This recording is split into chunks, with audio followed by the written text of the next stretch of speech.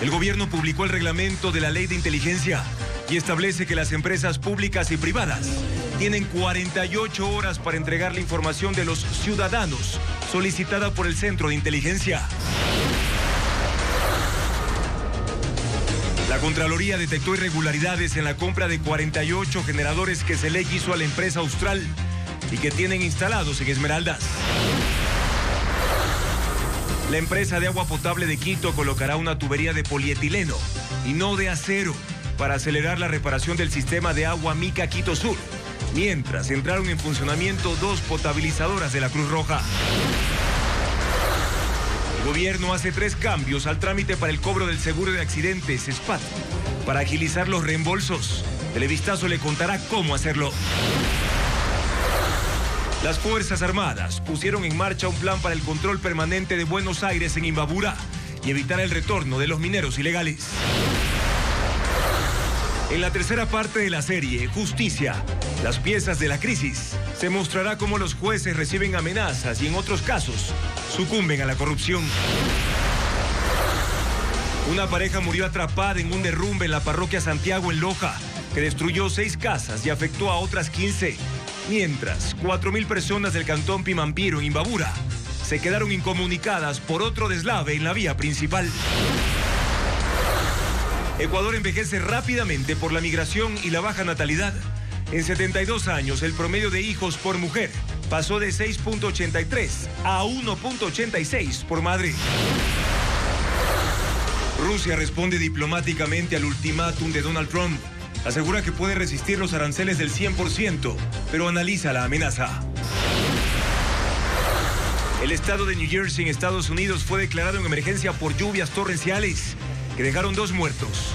También hay autos, estaciones del metro inundados y reportes de daños en Nueva York, Connecticut y Pensilvania. El futbolista ecuatoriano Pervis Estupiñán es pretendido por el Manchester United de Inglaterra y el Milan de Italia. La información del momento aquí en Televistazo Estelar. Amigos, buenas noches, bienvenidos. Los esperamos también en ecuavisa.com y Ecuavisa Play. El presidente Daniel Noboa ya expidió el reglamento de la Ley de Inteligencia. El documento regula los mecanismos para aplicar la norma, estableciendo plazos, procedimientos y alcances para los subsistemas de inteligencia del Estado. También fija 48 horas para que empresas públicas y privadas entreguen información sobre cualquier ciudadano solicitada por el director del Centro de Inteligencia. Paul Romero con el informe. El presidente Daniel Noboa expidió mediante decreto ejecutivo número 52 el reglamento de la Ley de Inteligencia a un mes de su aprobación. El documento tiene 36 artículos, 2 disposiciones generales, 2 reformatorias, 3 derogatorias y una disposición final. Se determina un plazo de 2 días para que las entidades públicas y las operadoras de servicios de telecomunicaciones entreguen información de los ciudadanos e instituciones que requiere el director del Centro de Inteligencia, con la presunción de que representa una amenaza a la seguridad del Estado. El reglamento unifica el funcionamiento de los 7 subsistemas de inteligencia. El trabajo será coordinado con mesas técnicas permanentes o temporales.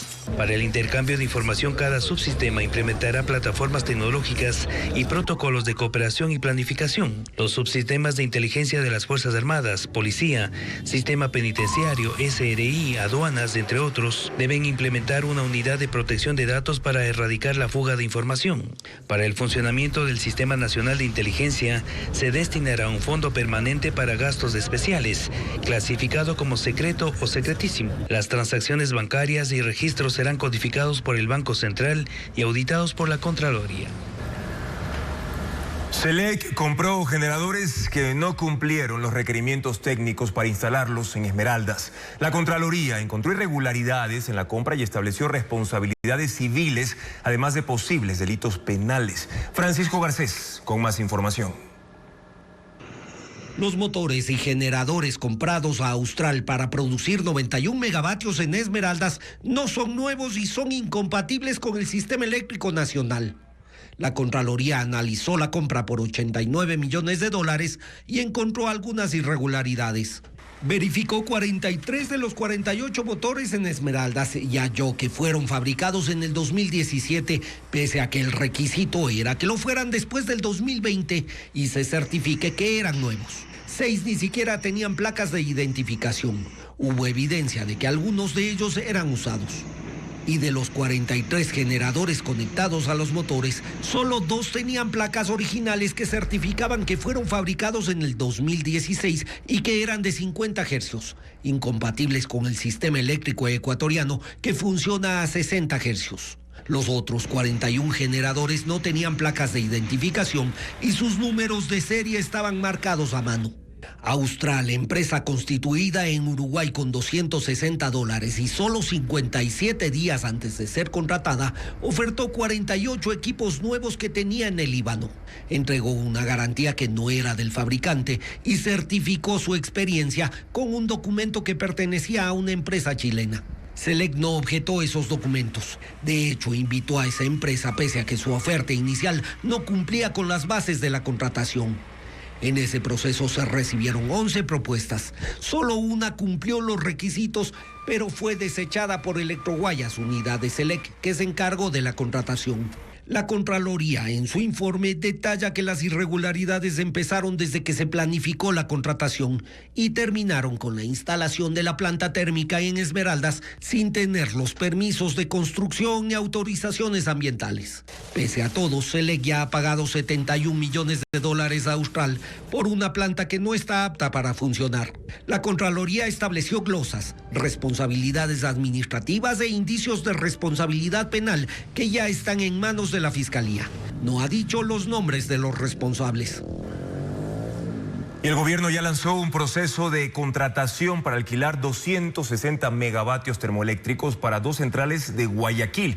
Y aunque esa energía todavía está en papeles, no estará disponible para enfrentar la temporada de estiaje en septiembre de este año. Diego Cuenca explica cuál es la capacidad de generación que sigue dependiendo del agua en Ecuador.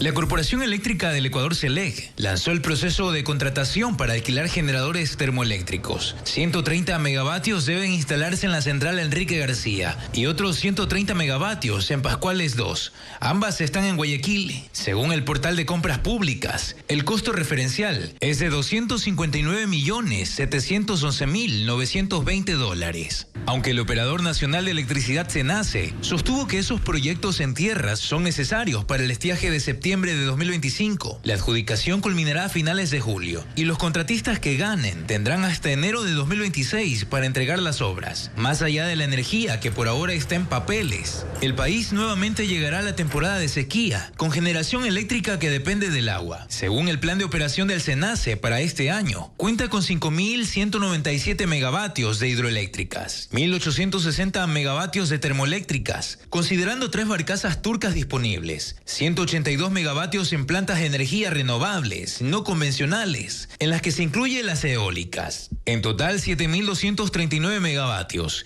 Pero cuando hay poca agua, esa capacidad se reduce a 3.601 megavatios en promedio, según la gravedad del estiaje. Y eso no alcanza para cubrir la demanda nacional, que en algunas ocasiones llega a los 5.000 megavatios. Para esa crisis, el gobierno tiene de comodín 300 megavatios de las empresas privadas para que generen su propia electricidad en escenarios de apagones como los del año pasado. Sin embargo, el gobierno en varias ocasiones ha dicho que no volverá a ocurrir. Incluso descartaron que tengan que comprar energía a Colombia, que como máximo entrega 450 megavatios. El optimismo del Ministerio de Energía se da a pesar de que el país perdió 150 megavatios de las termoeléctricas Salitral y Quevedo, que no se culminaron a tiempo por parte de Progen. Televistazo constató que esas obras siguen paralizadas y Selec no ha definido cuándo retomará los trabajos, que esta vez hará por su cuenta, luego de que dieron de baja los contratos con esa compañía estadounidense.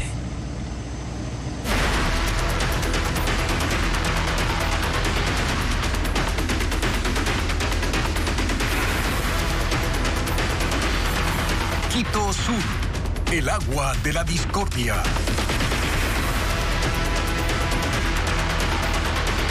Se toman varias medidas para ganar tiempo y recuperar el conducto que abastece de agua a 220 barrios del sur de Quito.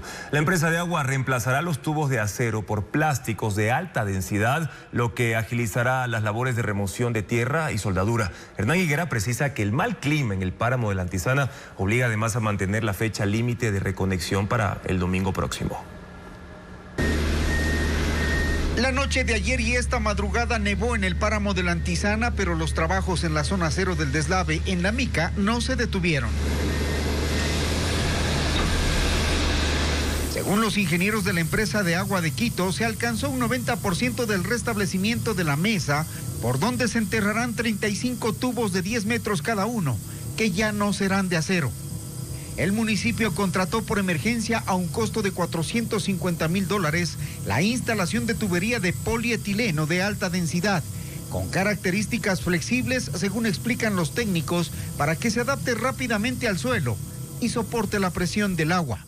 Es posible que nos permita incluso trabajar un poco más rápido en la instalación, porque la de acero tiene que ser soldada y con material específico. Esta también se lo hará con toda la rigurosidad y después se hace un sondeo de láser para analizar que no haya ninguna fisura.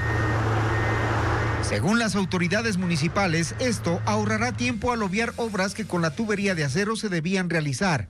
Por ejemplo, camas de arena o pendientes rectas, transporte de generadores de energía para la suelda e incluso las horas de suelda. La tubería plástica se pega con el método de termofusión que se basa en el calentamiento de los extremos de las tuberías y accesorios, formando uniones sólidas, según ha dicho la contratista privada. La tubería y la instalación es totalmente garantizada porque hemos hecho todos los análisis, todos los estudios y sabemos que son tuberías que cumplen con todas las normas técnicas.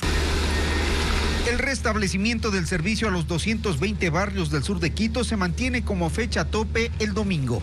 El alcalde Pavel Muñoz afirma que desde el jueves los planes son modificables y todo depende de las condiciones climáticas porque hasta en el páramo llueve más de lo habitual.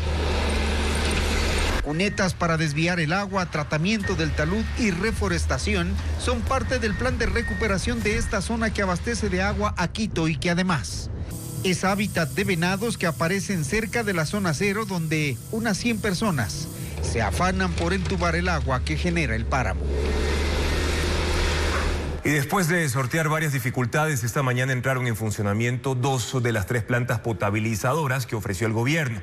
A la par, empresas y ciudadanos también se solidarizan con los cerca de 400,000 personas afectadas por el desabastecimiento y ponen a disposición tanqueros de agua embotellada y también pozos. Diego Puente recorrió algunos puntos del sur de Quito. Veamos.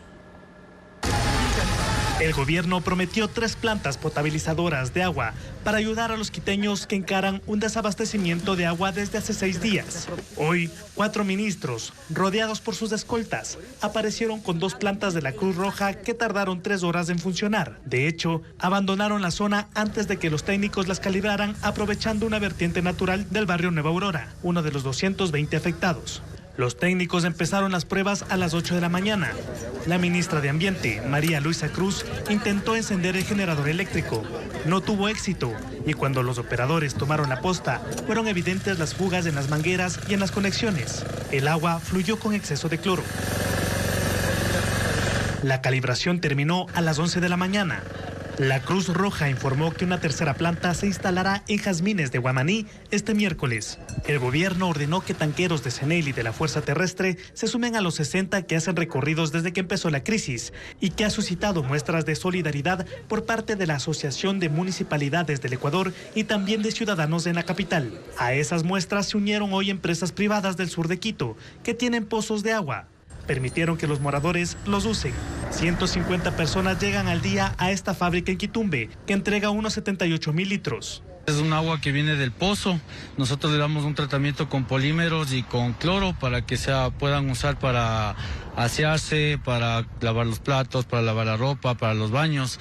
Sin embargo, se recomienda no usar para consumir este líquido, esta agua. Otras compañías pusieron a disposición de la empresa de agua potable y los bomberos más tanqueros. Centros comerciales, cadenas de supermercados y ciudadanos que viven en el centro, norte y los valles entregan como donación agua y paños húmedos en 7 puntos habilitados por el Patronato San José. Este martes llegó parte de los insumos a la Victoria de Guamaní.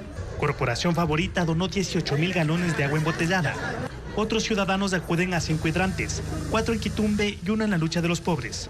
Desde el lunes, el municipio habilitó 2 puntos de distribución fijos en la Loma de Puengasí y en la Forestal en el oriente de Quito. Ambos puntos están lejos de las zonas afectadas, por lo que los ciudadanos acuden en camionetas y con grandes contenedores para abastecerse. Ahora, el municipio de Quito y el gobierno nacional llevan al ámbito político la crisis por la rotura de la tubería que abastece de agua potable a más de 400.000 quiteños. Mientras el Ejecutivo acusa a la alcaldía de inacción, desde el Cabildo, el alcalde responde señalando una politización de esta tragedia. Francisco Garcés, con el análisis de la situación. 6 días después del deslave que dejó sin agua a más de 400.000 quiteños en el sur, el gobierno convirtió la crisis en un campo de batalla y al municipio de Quito en su blanco. La disputa empezó el viernes. La ministra del Ambiente, María Luisa Cruz, encabezó la avanzada. Colocó tanques en barrios afectados y llevó tanqueros para repartir agua. Acompañó estas acciones con un discurso crítico al municipio de Quito. Ante la inoperancia, en este caso del municipio de Quito, el gobierno nacional ha actuado de manera inmediata para garantizar el derecho al agua a la población. El gobierno amplifica este discurso. No dice que la causa del desastre fue un fenómeno natural y centra la responsabilidad en el municipio, incapaz a sus ojos de entregar agua a los afectados. El gobierno nacional llegó con provisiones de agua a los barrios, donde lamentablemente el municipio no ha podido llegar, siendo esta su competencia directa. Pero sin duda, es de conocimiento público, el municipio no pudo dar una respuesta oportuna a la ciudadanía. El alcalde Pavel Muñoz recogió el guante y lo devolvió. Recordó que lo mismo ha sucedido con 3 roturas del oleoducto por deslaves que tienen al país en una crisis petrolera y cuya solución es responsabilidad del gobierno. Los que están enfocados en hacer algo de politiquería sobre el tema, desde que se toman fotos, ¿no es cierto?, porque cogen una manguera, hasta que buscan incidentar este evento. La ciudadanía lo tiene además absolutamente claro. A nosotros no nos están viendo ni en las redes sociales, ni a nosotros nos están viendo en estrategias comunicacionales. A nosotros nos están viendo en territorio. Muñoz ha dicho que ni siquiera lo han llamado a preguntar por el número de tanqueros que necesita y asegura que se entera de lo que hace el gobierno por redes sociales, como una visita de la vicepresidenta al sitio del desastre. He pedido que los trabajadores que estén ahí suspendan un ratito su trabajo, puedan atenderlos, contestar sus preguntas, brindarles cafecito, a los que les pueda dar soroche, agüita de zunfo, ¿no es cierto? Entonces también para que puedan hacer su cobertura, puedan conocer lo que está pasando en el sitio y nosotros colaborar con ello. El gobierno ha decidido abordar la crisis por fuera del municipio e incluso dijo que iba a instalar plantas potabilizadoras en el sur. Los dos no coordinan pese a que la ley de gestión de riesgos les obliga a hacerlo en casos de desastres. Drones ucranianos atacaron una ciudad ubicada a 400 kilómetros de la frontera en territorio de Rusia. El bombardeo a Voronezh deja al menos 24 heridos. Ucrania y Rusia continúan con sus campañas militares y el Kremlin responde a la amenaza de Estados Unidos de imponer aranceles hasta del 100% a sus productos si en 50 días no llega a un acuerdo de paz con Ucrania, como lo reporta Pedro Jiménez. Explosiones en edificios del centro de Voronezh, proyectiles impactando en otros sitios de la ciudad. El ataque ucraniano en territorio ruso dejó daños en zonas residenciales, autos quemados y 24 heridos. Decenas de drones fueron disparados también hacia Belgorod y la región de Lipetsk. El Ministerio de Defensa de Rusia reportó que derribó la mayoría de aparatos y que horas antes lanzó una ofensiva contra centros de reclutamiento militar, infraestructura aeroportuaria, depósitos de drones y misiles antibuque en Ucrania. Las campañas militares no se detienen. Europa y Estados Unidos alistan el envío de más armas para la defensa de Ucrania, pero no de misiles de largo alcance. Y este martes el presidente de Estados Unidos, Donald Trump, habló de los límites que cree debe tener Ucrania en los ataques a Rusia. Preguntado sobre si Zelensky debería atacar a Moscú, Trump dijo que no. Ha insistido en el plazo de 50 días para que Rusia alcance un acuerdo de paz con Ucrania antes de imponer más sanciones económicas, aranceles del 100% según el último anuncio. El ministro de Exteriores de Rusia, Sergei Lavrov, dijo que no tiene dudas de que podrán resistir una nueva sanción de Estados Unidos y que Trump le está dando falsas esperanzas a Ucrania. El vocero del Kremlin, Dmitry Peskov, señala mientras tanto que la declaración de Donald Trump es muy seria, que la ha dirigido al presidente Putin y que tomarán tiempo para analizar lo que se ha dicho en Washington, que Vladimir Putin lo comentará cuando lo crea necesario. La Guardia Civil de España detuvo al principal sospechoso de instigar una cacería de inmigrantes africanos en la localidad de Torre Pacheco, en Murcia. Se trata del cabecilla de un movimiento xenófobo que desató actos de vandalismo y violencia durante los últimos 4 días. Las autoridades informaron que hay otros 13 detenidos. Merlis González con la información.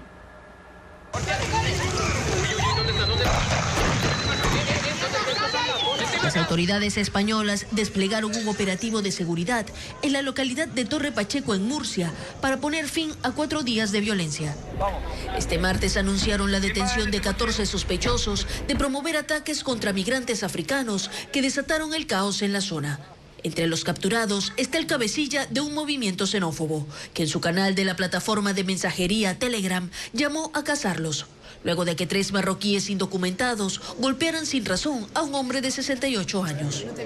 Los responsables fueron detenidos. Aún así, el grupo se armó con palos y machetes para recorrer los barrios de mayoría migrante. Agredieron a decenas de personas, destruyeron locales comerciales y amenazaron con asesinar a los llamados magrebíes que estén indocumentados. Grupos de extranjeros también se organizaron para defenderse, convirtiendo las calles en un campo de batalla.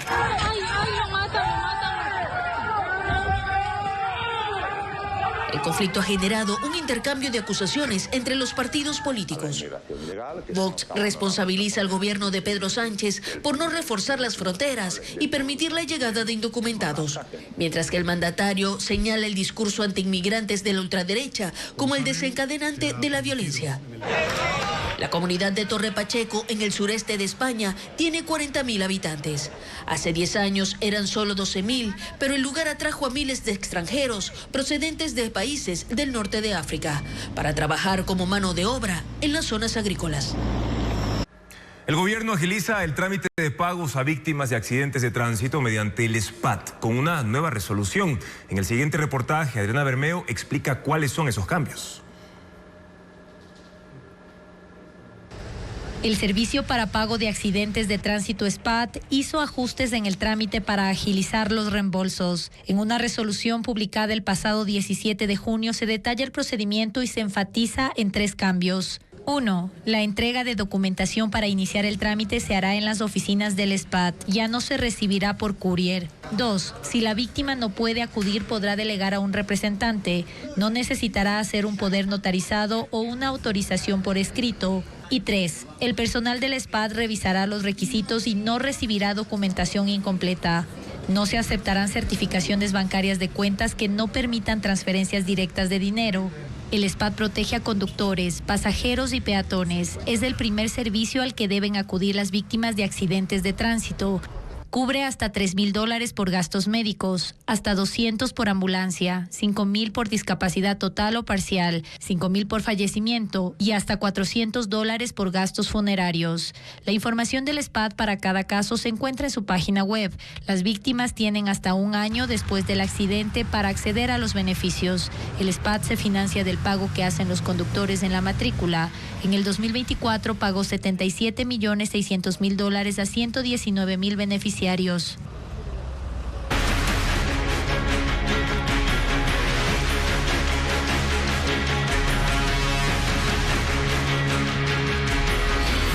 Deslaves, más pueblos aislados.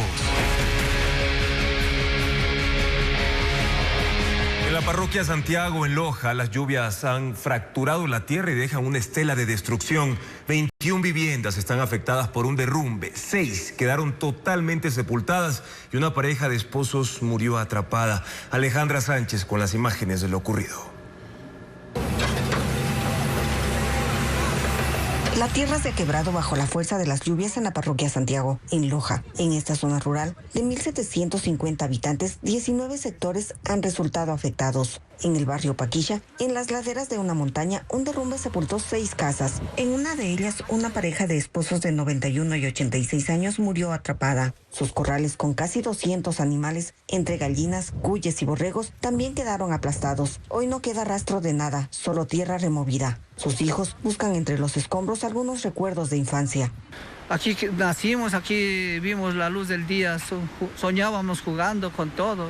Hoy en día todos esos recuerdos se quedó en el limbo. En el área hay otras 15 viviendas llenas de lodo y rocas, con paredes agrietadas, algunas al borde del colapso. Sus propietarios se evacuaron y ahora permanecen en casas de familiares o vecinos. Samuel Piedra es uno de los damnificados. También perdió sus cultivos de haba y arveja.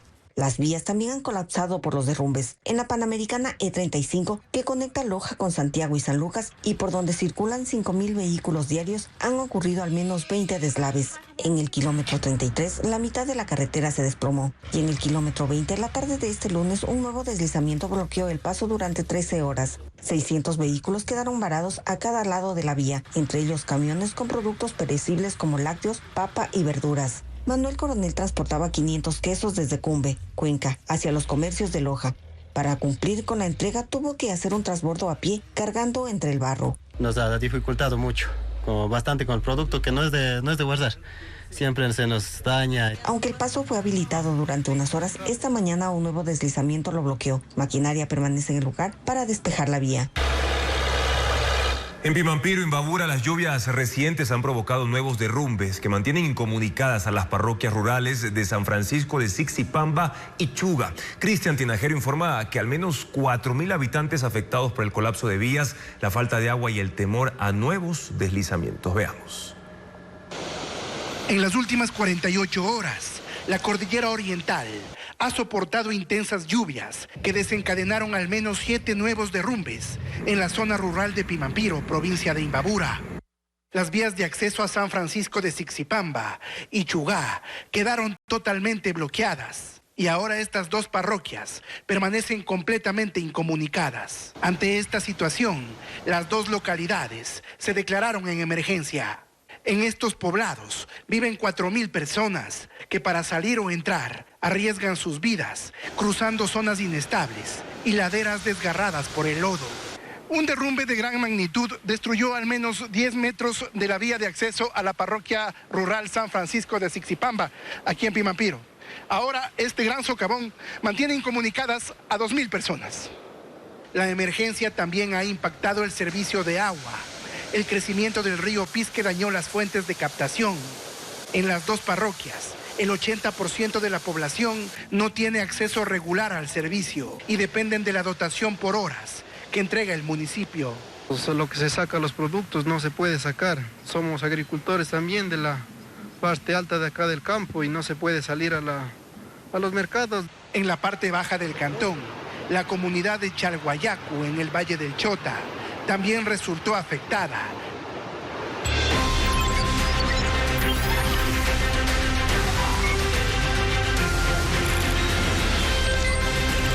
Mundo.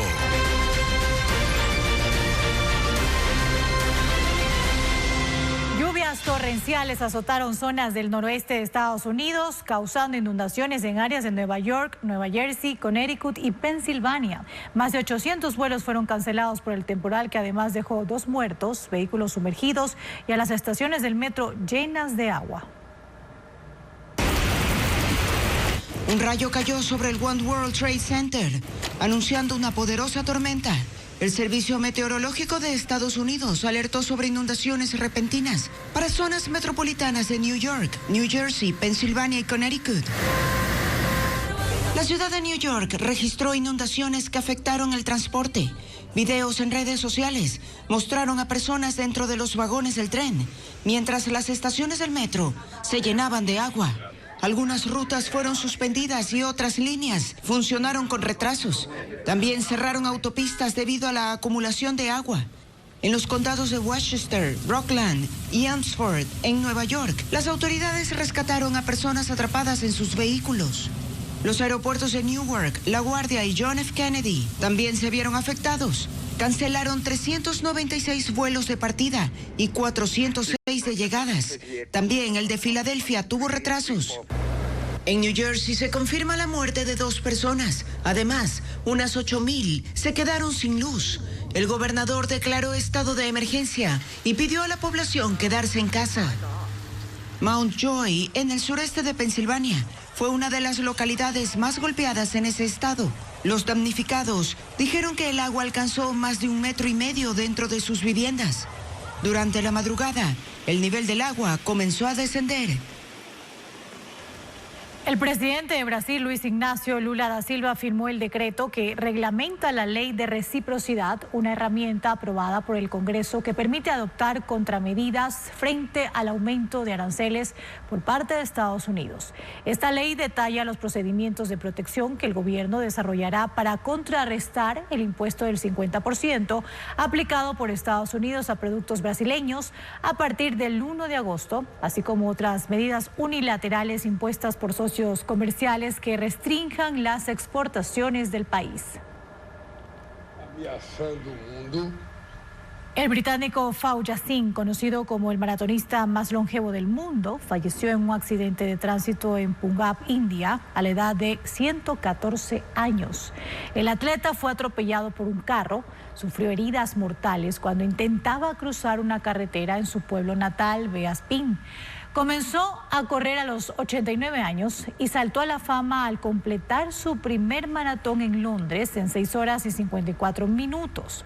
Se dio a conocer batiendo récords de maratón en varias categorías de edad.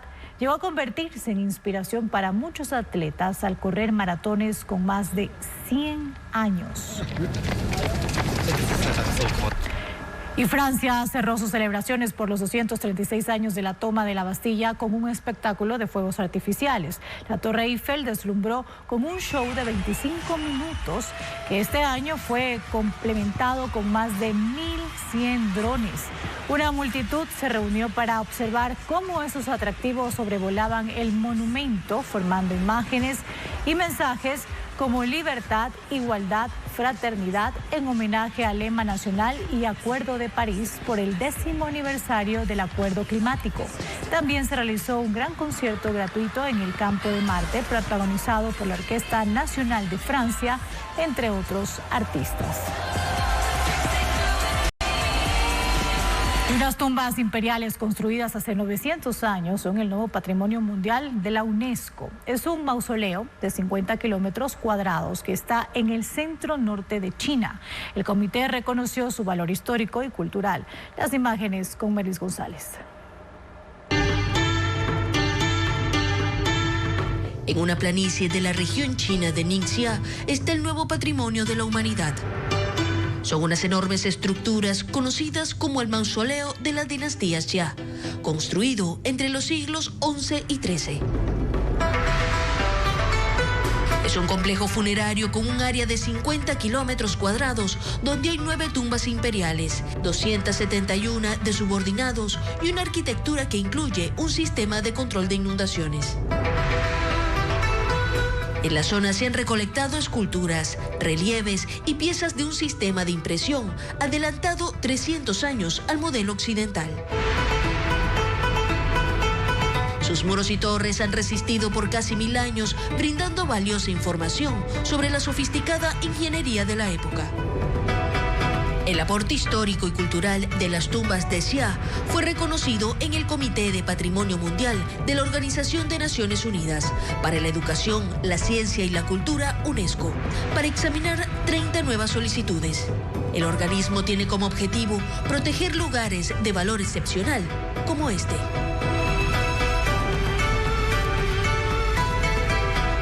Ahora es momento de revisar la información del estado del tiempo, la información del clima para este miércoles 16 de julio a escala nacional. Empezamos con la Amazonía ecuatoriana, donde se esperan temperaturas de entre 21 y 30 grados centígrados, máximas de 30, mínimas de 21 y también una radiación ultravioleta muy alta, equivalente a nivel 10. En la sierra las temperaturas van a variar entre los 6 grados, bastante frío, y hasta los 21 grados, máximas de 21 grados en la región interandina, y la radiación UV alcanzará un nivel de 11, es decir, extremadamente alto. Tener mucho cuidado con la radiación solar. Y en la costa las temperaturas mínimas serán de 24 grados y las máximas van a ser de 29 grados. Y no solo eso, también se pronostica un índice UV de 8, lo que también indica un nivel de radiación muy alto. Esta es información proporcionada por el Instituto de Meteorología e Hidrología, el INAME.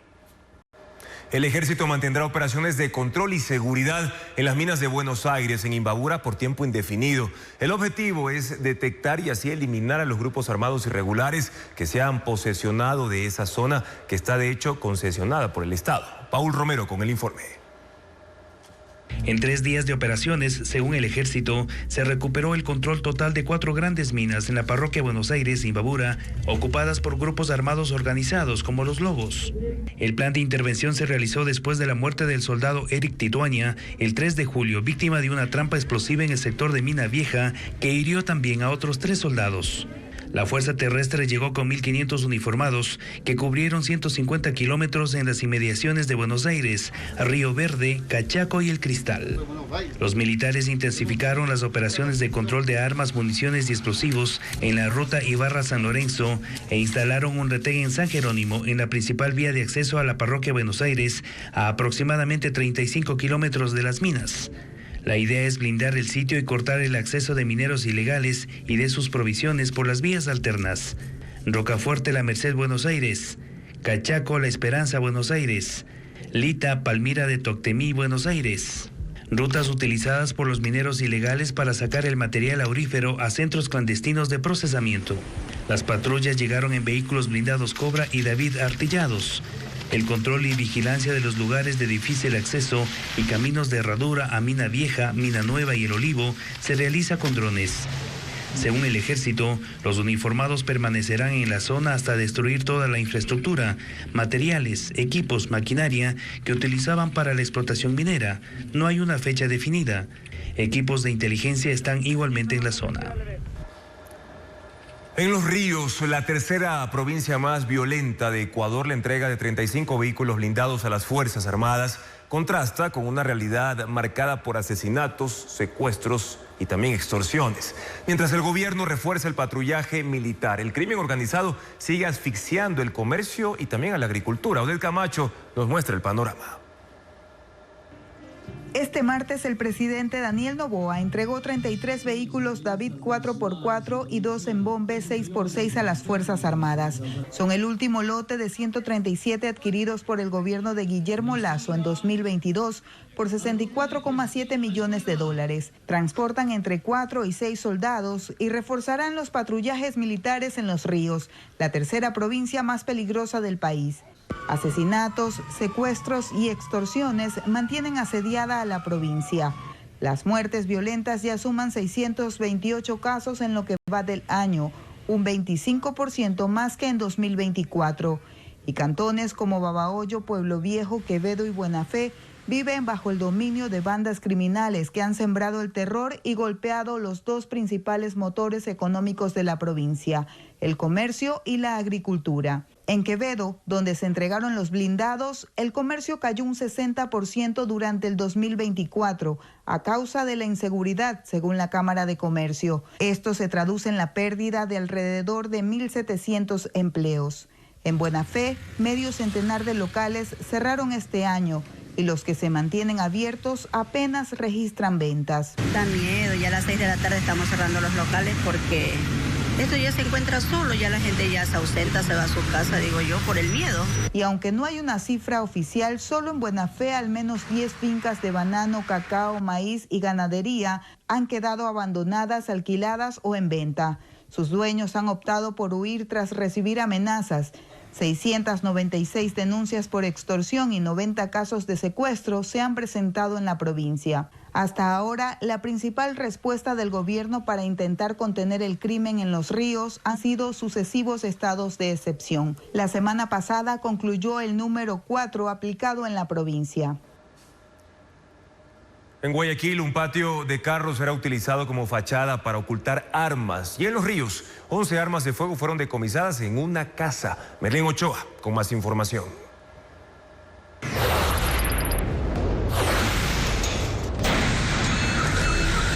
Una granada abandonada en un callejón de Mapasingue Este, en el norte de Guayaquil, generó pánico.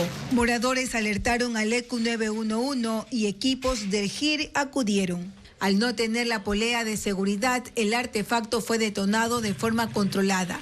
La escena fue cercada, se usaron llantas para absorber la onda expansiva y un agente agente especializado realizó la operación con trajes de protección.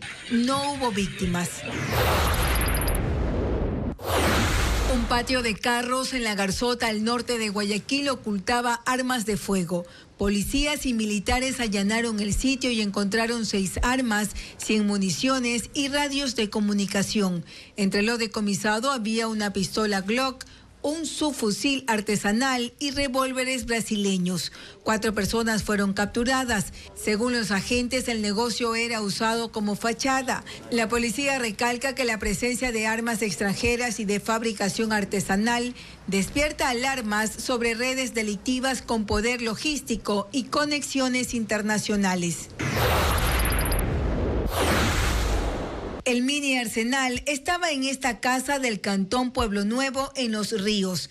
Las escopetas, revólveres y pistolas fueron escondidas bajo la cama, en tachos de agua y hasta dentro de una lavadora.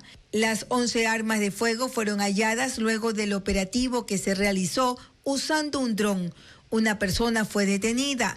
La casa está a 2 cuadras del sitio donde un día antes 2 personas fueron asesinadas en un enfrentamiento entre bandas. Los uniformados indican que el arsenal pertenece al grupo criminal Los Lobos. Este martes, el médico Jimmy Martin fue nombrado por el presidente como nuevo ministro de Salud Pública. Martin es el 5º funcionario que ocupa esa cartera en el gobierno del presidente Daniel Noboa y reemplazará a Juan Bernardo Sánchez, quien estuvo apenas 37 días en ese cargo. Martin fue director nacional de investigación del Ministerio de Salud en el año 2004. Tiene un PhD por la Universidad Miguel Hernández de Elche, en España, y ha trabajado como docente en la Universidad Católica Santiago de Guayaquil. Según su hoja de vida, fue además consultor internacional para la Organización Panamericana de la Salud. Esta es la última entrega de una serie en la que Televistazo ha mostrado el estado calamitoso de las sedes de la justicia en algunas provincias de Ecuador. Hoy, Fabiola Santana retrata el complejo judicial de Santo Domingo, que comenzó a deteriorarse pocos años después de su inauguración en el año 2013. Un informe con las imágenes del canal aliado Saracay. Veamos.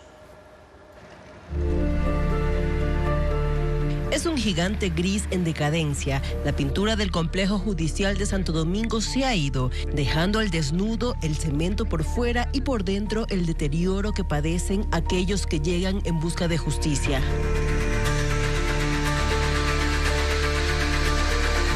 Al ingresar, los usuarios se encuentran con tachos para recolectar el agua que gotea de las fisuras en el techo, que se desmorona y pone en riesgo a 160 servidores judiciales y a los interesados en las causas. La parte metálica se oxida y el tumbado se cae por pedazos. Incluso puede caerse el techo en la cabeza de cualquier persona.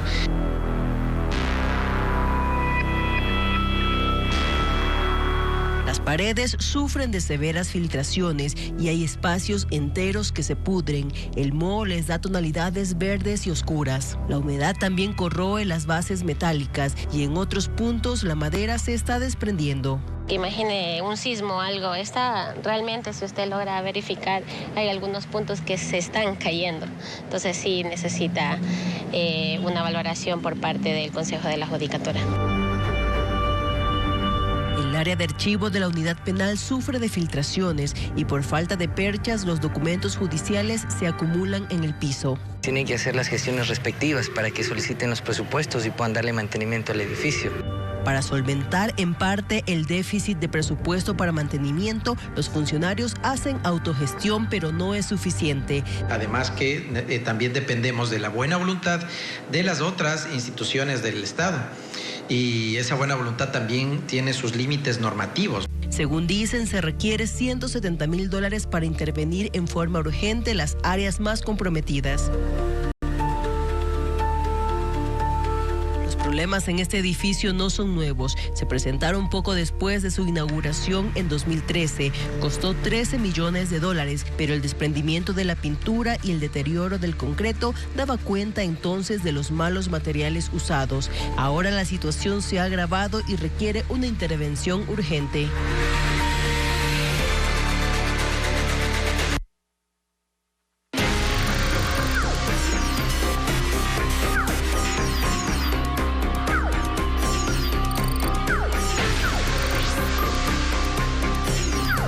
Justicia, las piezas de la crisis.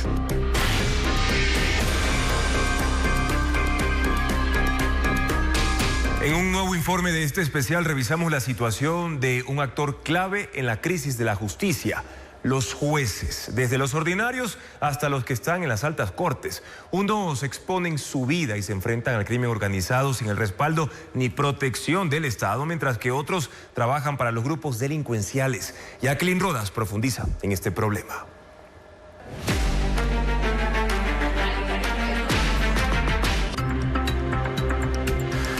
Y mañana, en la cuarta entrega del especial Justicia, las piezas de la crisis, Televistazo profundizará en el rol del Consejo de Participación Ciudadana y Control Social, un ente convertido en un poderoso órgano de manipulación política y con el poder para definir quiénes encabezan los organismos de la justicia ecuatoriana.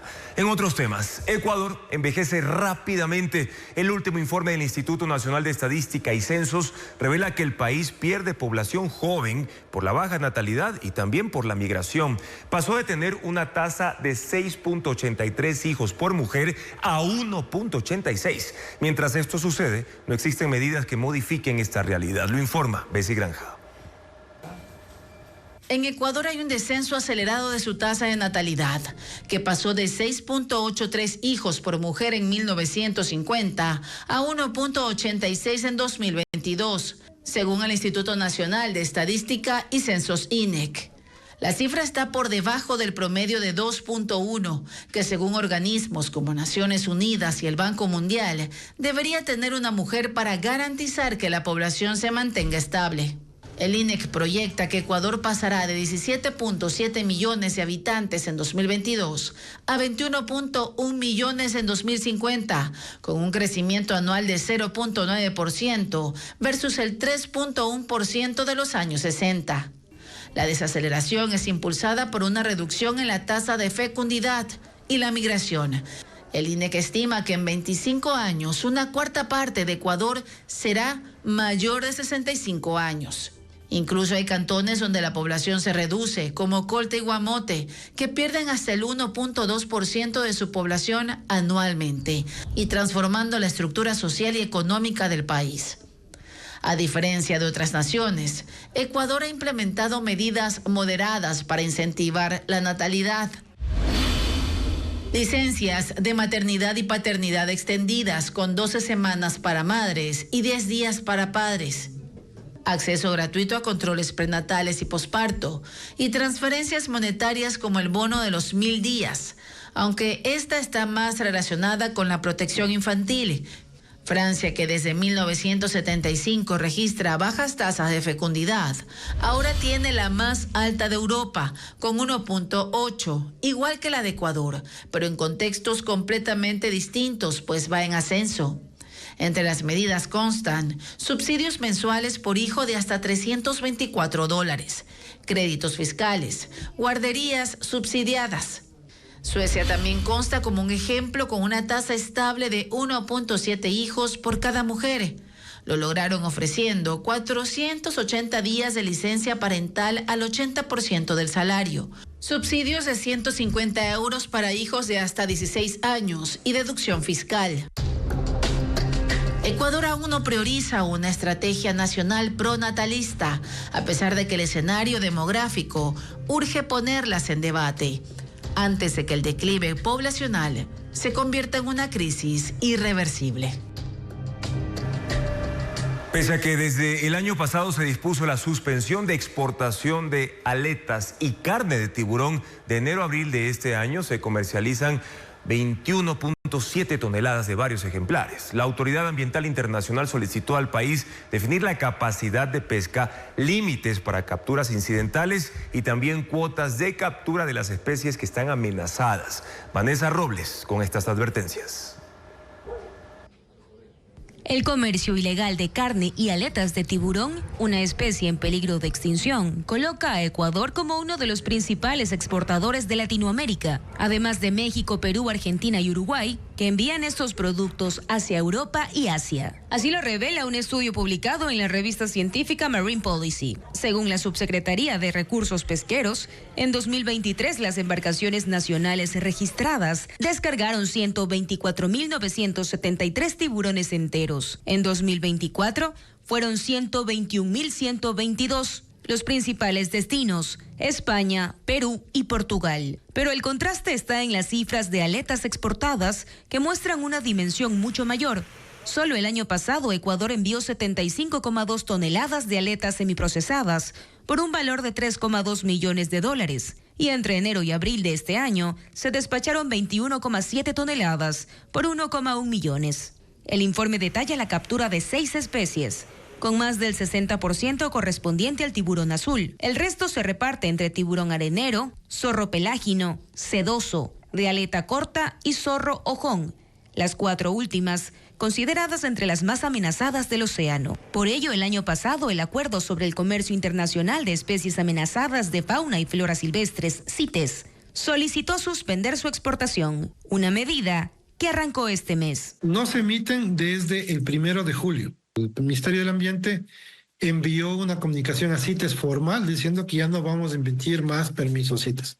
Para reforzar los controles, el organismo internacional además pidió al Ministerio de Producción definir la capacidad de pesca exacta, establecer límites para capturas incidentales, determinar cuotas de capturas basada en información científica y elaborar un censo en la población de tiburones. En el país, la pesca dirigida de tiburón está prohibida desde 2007. Sin embargo, un decreto permite comercializar su carne y aletas si son capturados de forma incidental, es decir, durante faenas dirigidas a otras especies. El déficit fiscal en los primeros 6 meses del año se aproximó a los 1.800 millones de dólares. Esa es la cantidad de dinero que le falta al gobierno para poder cumplir con sus obligaciones. Los afectados principalmente son los municipios y prefecturas, la seguridad social, pero también los proveedores del Estado. Esa falta de pago tiene además otras consecuencias en la economía nacional y en la percepción internacional del país. Veamos. Este martes el Banco Central informó que la economía creció en un 3,4% en el primer trimestre del 2025. Pero no es lo único que crece en el país. El déficit fiscal también lo hace. Al mes de junio, a la caja fiscal le hacían falta 1.757 millones de dólares. Los motivos del déficit son 3. Los ingresos se redujeron, los gastos corrientes crecieron en casi 1.300 millones de dólares y el peso de la deuda es mayor. Y si en la caja fiscal falta plata, significa que hay alguien a quien no se le está pagando. El grueso de los atrasos se concentra en 3 actores: los gobiernos autónomos descentralizados, el Instituto Ecuatoriano de Seguridad Social y los proveedores de bienes y servicios para el Estado. Estos atrasos agravan los problemas de liquidez del IES, que ya son muy severos. Si los GAD o los proveedores del Estado no reciben los pagos a tiempo desde el presupuesto del Estado, significa entonces que ellos tampoco van a poder cumplir con sus propios acreedores. Y la afectación no se queda en ese nivel, permea y llega a otros estamentos, generando un impacto ampliado. Sí puede haber una afectación incluso a empresas o ciudadanos que no dependen directamente del Estado. Externamente también afecta, porque la falta de disciplina fiscal se evidencia en indicadores como el riesgo país, que ha bajado sí. Hoy es el doble que el riesgo país de Colombia y quintuplica el de Perú. Por ello, sostienen los analistas que sería un error contentarse con el rebote de una economía que decreció durante todo el 2024. Para eso el gobierno va a tener que avanzar en algunas reformas en materia laboral, obviamente en materia fiscal, en legislación también corporativa y financiera, a fin de mejorar el ambiente de inversión y dar paso a un crecimiento, como digo, sobre todo sostenible en el tiempo. Y esas reformas, hasta el momento, no se han puesto sobre la mesa. Un restaurante de Dubái contará con un robot creado con inteligencia artificial que diseña menús y genera recetas. Además, investigadores de Massachusetts desarrollaron una rodilla biónica que ayudará a caminar más rápido a personas con amputaciones. Información tecnológica enseguida. El restaurante Wujo en Dubái Abrirá sus puertas en septiembre y contará con inteligencia artificial para revolucionar la experiencia gastronómica. Presentarán al chef Ayman, un robot culinario entrenado con datos de técnicas de cocina avanzada, composición molecular y más de 1000 recetas de todo el mundo, que diseña los menús y sugiere maridajes basados en texturas. Aunque Ayman no cocina físicamente, el equipo liderado por el chef Riff Othman prueba y perfecciona sus creaciones. El chef Ayman genera recetas que aprovechan ingredientes que suelen desecharse, como recortes de carne o grasa, con el objetivo de reducir los residuos en las cocinas. El equipo de veterinarios del Aquarius Shed de Chicago realizó con éxito la primera anestesia general en una ballena beluga. Este procedimiento permitió que la beluga fuera sometida a una delicada cirugía para extraerle quistes, marcando un avance significativo en el cuidado médico de estos mamíferos marinos y ampliando las posibilidades de tratamientos más complejos en el futuro.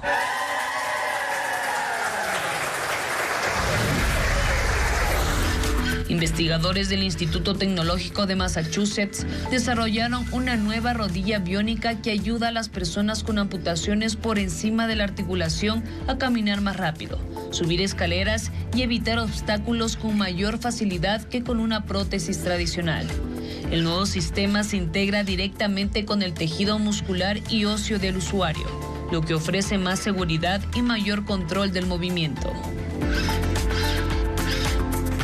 Se registran 12 nuevos tiburones ballena en la Reserva Marina de Galápagos, entre ellos el primer macho que fue ya marcado para poder rastrearlo en mar abierto. Y asimismo, los investigadores encontraron una ejemplar adulta que había sido registrada 13 años atrás. Vanessa Robles lo reporta.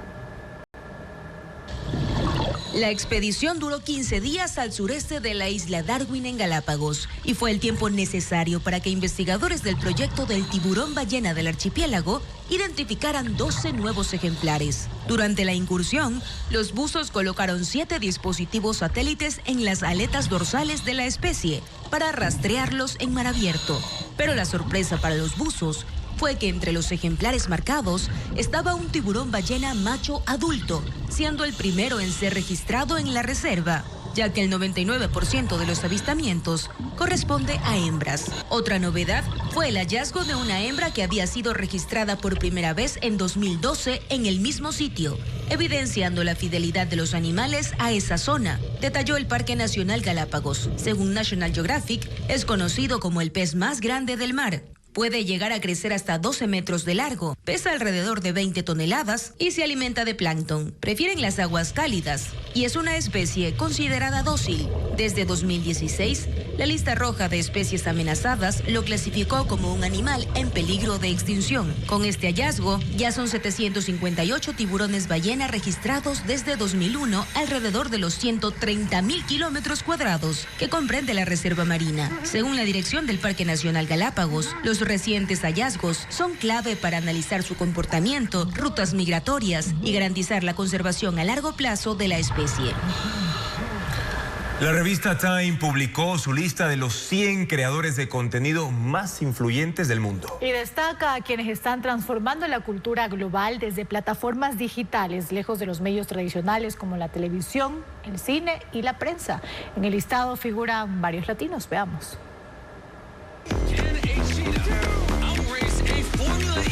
Videos divertidos, de estilo de vida, educativos o simplemente graciosos tienen millones de visualizaciones en plataformas digitales.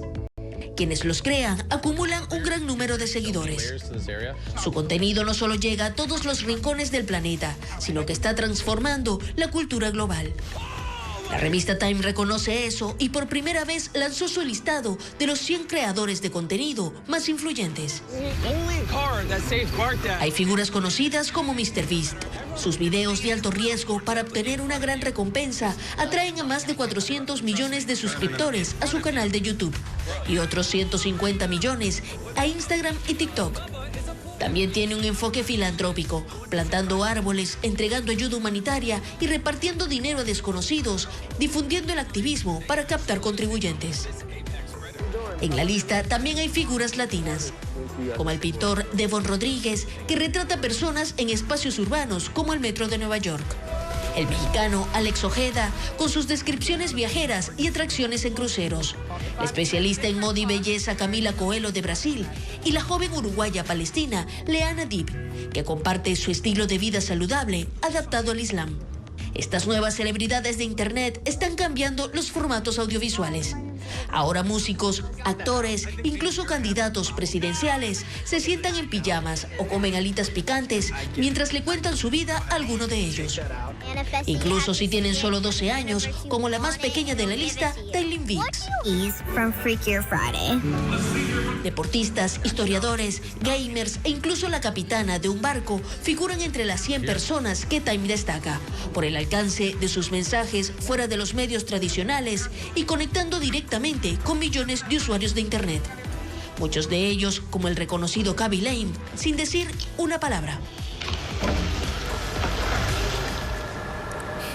Danilo Carrera figura en la lista de los 50 más bellos de la revista People en español, reconocido por su atractivo y éxito en la industria del entretenimiento. Además, les contamos que Goyo y Gracie estrenan En Tu Marea, una canción que fusiona ritmos caribeños y pop latino. Ana María Palacios con la información del espectáculo.